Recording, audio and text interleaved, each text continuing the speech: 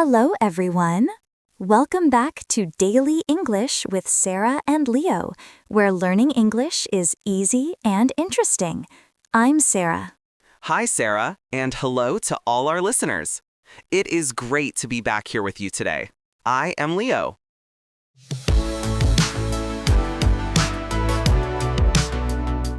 I am doing so well, Leo. But I have to ask, how was your weekend trip to the city? Oh, Sarah, it was a bit of a disaster, actually. I had a very stressful Saturday afternoon. Oh no, I thought you were excited to see that new art gallery in the center. I was, but let's just say that technology is not always my best friend when I am traveling. That sounds like there's a story behind those words. Did you have some trouble finding your way around? You could say that. I felt like a lost puppy in a very large, very busy forest of buildings. Well, being lost is just a part of the adventure, Leo, and it's a perfect chance to practice your English. I hope you're right, because I definitely needed a lot more practice than I thought. So tell us exactly what happened. Why was your weekend so difficult?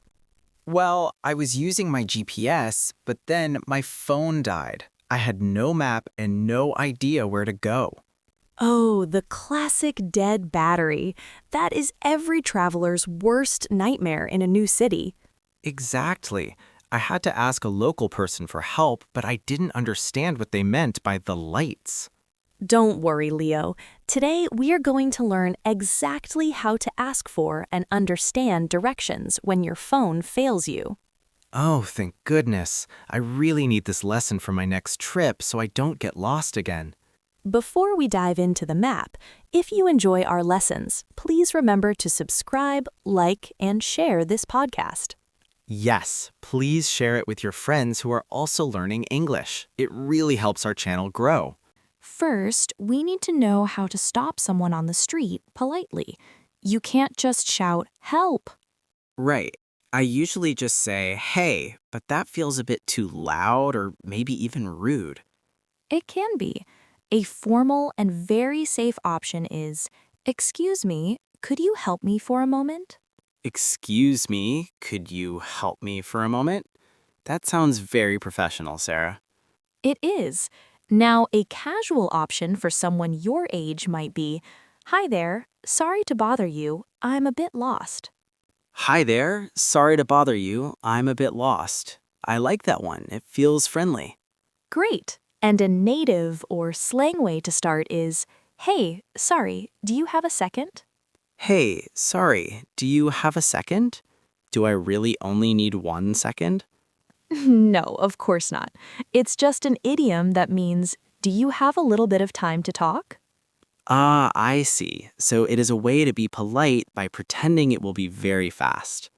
Exactly. It shows you respect their time. Now, Leo, what if the person is walking very fast? Oh, that's hard. Should I run after them or just wait for someone else?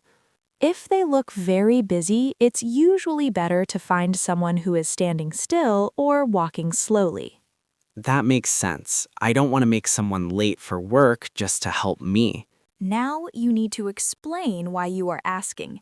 It helps the local person understand your situation better. Yeah, because normally everyone just uses their phone. They might wonder why I'm asking. A formal way to say it is, "I'm afraid my phone is no longer working and I've lost my way." I'm afraid my phone is no longer working and I've lost my way. Is I'm afraid like being scared? Good question. In this context, "I'm afraid" just means "I'm sorry to say" or "unfortunately." It's very polite. Ah, okay. So I'm not actually scared of my phone. That's good to know. Right. Now, a casual way is simply, "My phone just died and I'm looking for the art gallery." My phone just died, and I'm looking for the art gallery. Wait, my phone isn't a person. How can it die? That's a very common idiom. When a battery reaches 0%, we say the phone died. English is so dramatic sometimes. My phone died. I will remember that. It really is. Now, the native/slang version, my phone's conked out on me and I'm totally turned around. Conked out and turned around. That sounds like I'm doing a dance. Conked out means it stopped working suddenly, and turned around means you are confused about which direction is north or south. My phone's conked out and I'm totally turned around. That's how I felt exactly like that on Saturday. It's a very natural way to speak. It makes people want to help you because you sound like a local. But Sarah, what if I have a map but I just can't read it? Is that different? Considering, then you could say, I'm having a bit of trouble with this map. Could you point me in the right direction? Could you point me in the right direction? Nods. I like that. It's very clear. Now, let's talk about the answer you get. This is where you got confused, right?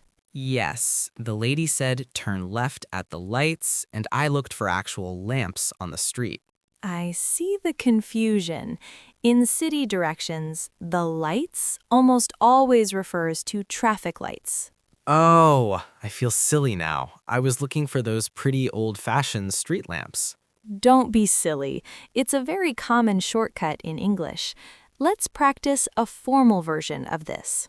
I'm listening. What's the fancy way to say it?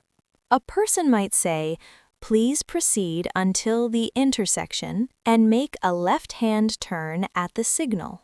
Proceed until the intersection and make a left-hand turn at the signal. Wow, that is a lot of words. It is. Signal is another word for traffic light. Now, the casual version, just go left at the lights. Just go left at the lights. Relieved. That is much shorter. I like that much better. Me too. And the native version, hang a left at the lights right past the Starbucks. Hang a left, like hanging laundry or hanging a picture. No, hang a left just means turn left. It's very common in casual spoken English. Hang a left at the lights. Okay. And right past means exactly after? Exactly. Right past or just past means the landmark is your signal to turn. What if there are two Starbucks? That happens a lot in big cities. That is a great what if. You should always ask, is it the Starbucks on the corner or the one further down? Is it the Starbucks on the corner or the one further down? Good. I need to be specific. Another thing locals will tell you is how far to go. Usually we use blocks. Blocks? Like the toy blocks children play with? Not quite. A block is the distance from one street corner to the next street corner. Oh, so if someone says go 2 blocks, I cross 2 streets? Exactly. A formal instruction would be continue straight for approximately 2 blocks. Continue straight for approximately 2 blocks. Approximately means about, right? Correct. Now, a casual way is keep going for about 2 blocks until you see a pharmacy. Keep going for about 2 blocks until I see a pharmacy. This feels like a treasure hunt. It is. And the native way might be, it's just a couple of blocks up, maybe a 5-minute walk. It's just a couple of blocks up, maybe a 5-minute walk. That's helpful because it tells me the time. Yes, giving directions in minutes is very common. It's 10 minutes away is easier to imagine than 1 kilometer. But Sarah, what if I walk very slowly, or what if I'm a fast walker? Usually, people give an average walking time. If they say 5 minutes and you are slow, expect 7. Okay, I will add 2 minutes to every direction I hear. That is my new rule. That's a safe rule. Also, watch out for the word junction. It means where 2 or more roads meet. Junction. Thoughtful. In my country, we say roundabout or crossroads. Are those the same? Very similar. A junction is a general term. A roundabout is specifically a circle. Roundabout. I hate those when I'm driving, but walking is okay. This is the most important part, Leo. You must repeat the directions back to the person to check if you understood. Yes, I usually forget the first part as soon as they say the second part. That happens to everyone. A formal way to check is, if I understand correctly, I should turn left at the next signal? If I understand correctly, I should turn left at the next signal. Huh, I sound so serious. It's good to be serious when you're lost. A casual way is, so you said left at the lights, right? So you said left at the lights, right? Wait, I said left, right? Is that two directions? English is tricky. In this case, right means, is that correct? Oh, so I'm not turning left and then right. I'm just asking if left is correct. Exactly. The right at the end is just a confirmation tag. Now, a native way is, so left at the lights, past the gym, and it's on my right? So left at the lights, past the gym, and it's on my right? That feels very natural. It really does. You're sounding more like a local already. What if I realize I'm still confused while they are talking? Should I stop them? Yes, definitely. Just say, I'm sorry, could you say that last part again a bit slower? I'm sorry, could you say that last part again a bit slower? Relieved. I wish I said that on Saturday. Reassuringly. Now you know for next time. People are usually very happy to repeat themselves if they see you are trying. Okay, Leo, it's time for our echo drill. I will say the phrases slowly, and you repeat them with perfect focus. I am ready. I will be your echo, Sarah. Excuse me, I'm a bit lost. Excuse me, I'm a bit lost. My phone just died. My phone just died. Turn left at the lights. Turn left at the lights. It's about 2 blocks away. It's about 2 blocks away. Could you point me in the right direction? Could you point me in the right direction? Excellent work, Leo. How are you feeling now? Do those phrases feel more comfortable in your mouth? I feel great, Sarah. I feel like I have a GPS built into my brain now. Oh, really? So if I was a busy person on the street, you could handle it? Absolutely. I am the master of directions. I am the king of the city streets. Well then, let's put that confidence to the test. Are you ready for a challenge? Bring it on, Sarah. I am ready for the role play. Oh, hello? Yes? I'm a bit in a hurry, but what can I do for you? Hi there, sorry to bother you. My phone's conked out and I'm totally turned around. Oh, your phone died. That's the worst. Where are you trying to get to? I am looking for the National Library. Am I heading in the right direction? Oh, the library. No, you're actually going the wrong way. You need to head back that way. Ah, okay. So could you point me in the right direction, please? Sure. Go back to the main road, turn left at the lights, and go straight for 3 blocks. Okay, let me check.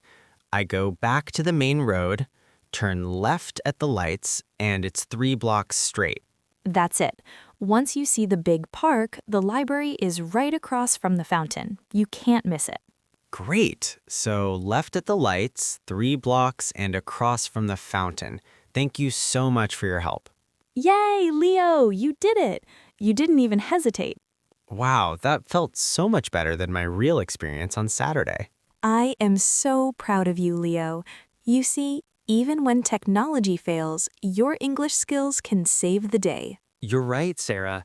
I just needed the right words and a little bit of confidence to ask. My final tip for everyone, don't be afraid to make mistakes or ask someone to repeat themselves. Most people are happy to help. That's very true. People are usually much kinder than we think when we are lost. Now, we have a question of the day for you.